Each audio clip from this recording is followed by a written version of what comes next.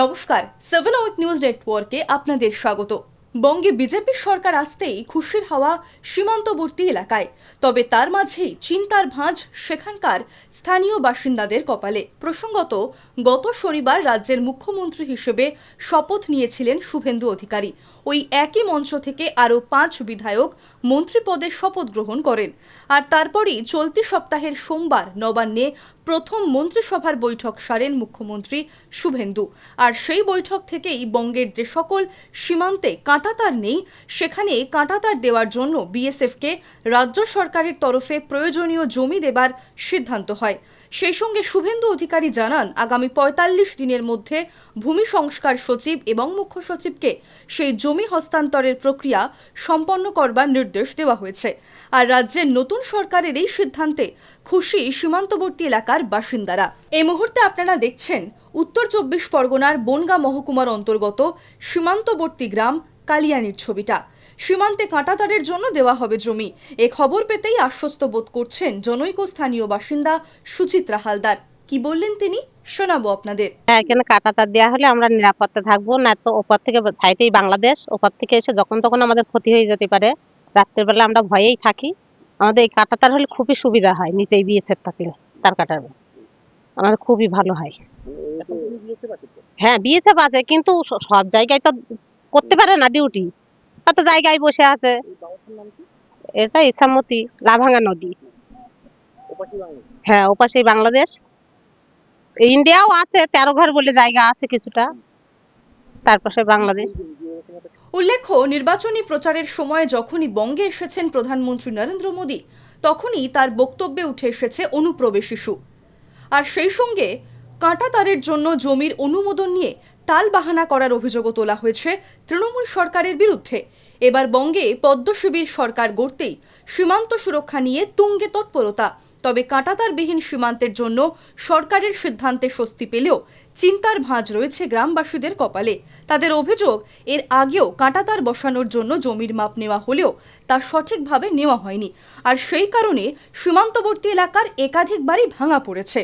সেই সঙ্গে বিগত ৮ বছর ধরে বন্ধ হয়ে গিয়েছে তাদের মূল পেশা, অর্থাৎ মাছ ধরা। তাই নতুন সরকারের কাছে কি আবেদন জানালেন কালিয়ানি গ্রামের এক বাসিন্দা প্রসেনজিৎ হালদার, শুনুন। জমি তো আমাদেরও আছে, কারণ যেহেতু আমরা এখনো সই সাবত কিছুই করিনি।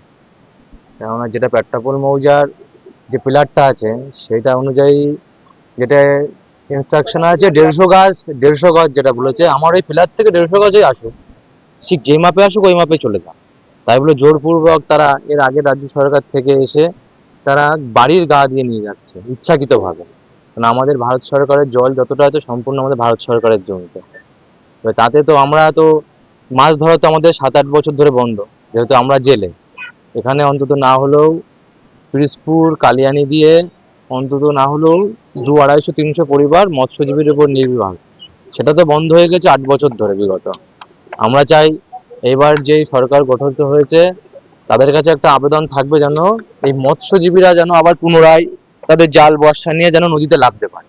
এখানকার অরিজিনালি জীবিকা তো মৎস্যর উপরে, কারণ আমরা জেলে, এটা পুরোই জেলে। আমরা চাই যে কাঁটাতার হোক, কিন্তু সঠিক মাপে হোক। এইভাবে যে ইচ্ছা মতন আগে একরকম মাপ নিয়ে গেছে, এবার পরবর্তীতে এসে দেখছি যে বাড়ি ঘর ভাঙা পড়ে যাচ্ছে, যার কোনো আইনতই নেই।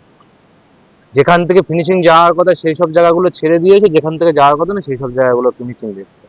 যেহেতু আমরা এখনো সই দেয়নি, তো আমরা চাচ্ছি যে ক্যাবিনেটে যেটা পাস হয়েছে খুবই ভালো কথা, তার কাটা হলে তো আমাদেরই ভালো, মানে সীমান্তে থাকি তো আমরাই না।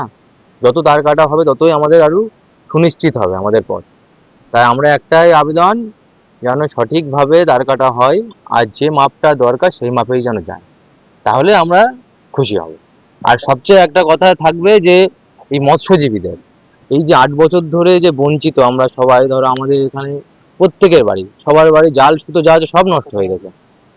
তাও টোটালে কালিয়ানি পুরো দিয়ে পিরিজপুর দিয়ে তোমার 200-250 ফ্যামিলি আছে।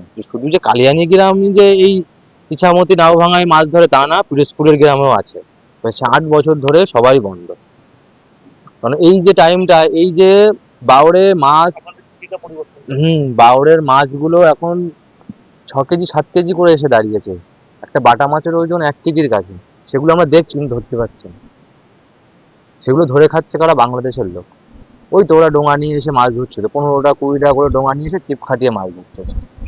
আপনি সকালের দিকে আসলে দেখবেন দাঁড়িয়ে ওরা ওদের মতন ছিপ বর্ষা ওরা ফেলছে, কিন্তু আমাদের নিচে যাওয়া কোনো রাইট নেই। এইগুলো বন্ধ করতে হবে। আর আমাদের অতিপূর্ব আমাদের যেন মাছ ধরাটা যেন সবার চালু হয়, যেটা প্রধান জীবিকা সেটা যেন চালু হয়, এটাই আমাদের বক্তব্য। সীমান্তবর্তী এলাকার বাসিন্দাদের একাংশের দাবি নিয়ে কি আগামীতে কোনো পদক্ষেপ নেবে রাজ্য সরকার? উত্তর লুকিয়ে সময়ের গর্ভে। Bureau report, 7 hour news network. আরও বিভিন্ন খবরের আপডেট জানতে হলে 7 আওয়ার নিউজ চ্যানেলটিকে সাবস্ক্রাইব করতে ভুলবেন না, কারণ আপনাদের একটা সাবস্ক্রিপশন আমাদের জন্য অত্যন্ত মূল্যবান। এবং সেই সঙ্গে আমাদের হোয়াটসঅ্যাপ চ্যানেলটি ফলো করতে এবং আমাদের ওয়েবসাইটটিকে ভিজিট করতে একেবারে ভুলবেন না কিন্তু। জয় Hind.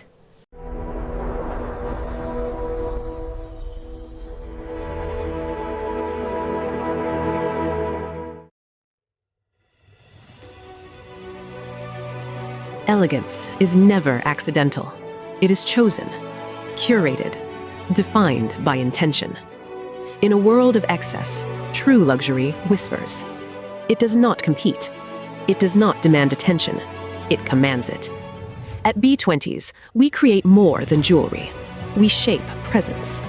Every curve is considered, every surface refined, every detail deliberate, crafted with precision, finished with restraint, designed not to overpower, but to elevate.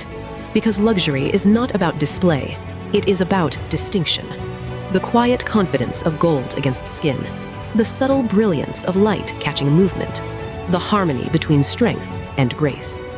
This is not ornament, it is expression, not decoration, but identity, a reflection of self, unapologetic, uncompromised, timeless.